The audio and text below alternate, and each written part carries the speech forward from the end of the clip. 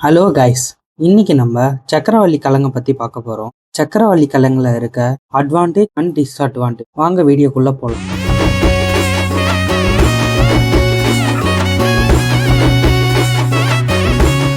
First இதோட advantage பத்தி பார்ப்போமா. சக்கரவள்ளி கிழங்குல விட்டமின் ஏ இருக்கு.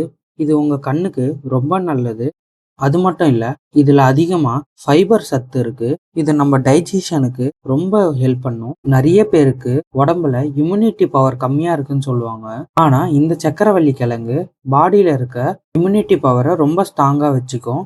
இந்த சக்கரவள்ளி கிழங்க சாப்பிட்டீங்கன்னா ஸ்லோவா டைஜஷன் ஆகும். அதனால எனர்ஜியும் உங்களுக்கு கொஞ்சம் கொஞ்சமா கிடைச்சிட்டே இருக்கும். அதுக்கப்புறம் முக்கியமா வெயிட் லாஸ் பண்றவங்க இதை எடுத்துக்கலாம். எதனாலனா வயிறு ஃபுல்லா இருக்க மாதிரி ஃபீலா இருக்கும். எக்ஸ்ட்ரா ஸ்நாக்ஸ் எதுவும் சாப்பிடாம உங்களை பார்த்துக்கும். எல்லாத்துலயும் மாதிரி இதுல சில டிஸ்அட்வான்டேஜும் இருக்கு.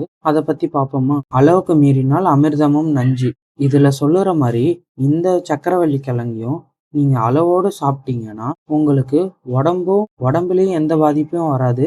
உங்களுக்கு எனர்ஜியும் கிடைக்கும், நிறைய சத்துக்களும் கிடைக்கும். ஆனா இதுல சுகர் கண்டென்ட் அதிகமா இருக்கிறதுனால டயபெட்டிக் பேஷண்ட்லாம் அளவோட சாப்பிடணும். அதே மாதிரி இதுல கேஸ் பிரச்சனையும் இருக்கு. நீங்க இத அவிச்சு சாப்பிட்டீங்கன்னா பிரச்சனை இல்லை.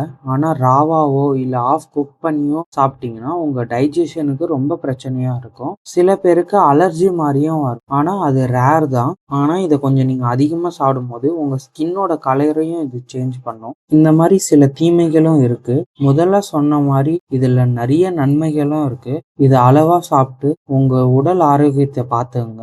இந்த வீடியோ உங்களுக்கு பிடிச்சிருந்தா லைக் பண்ணுங்க, ஷேர் பண்ணுங்க. இன்னும் இந்த மாதிரி யூஸ்ஃபுல்லான தகவல் வேணும்னா விவசாயம் வித் யூசுப் சேனலை சப்ஸ்கிரைப் பண்ணிங்க. தேங்க்யூ.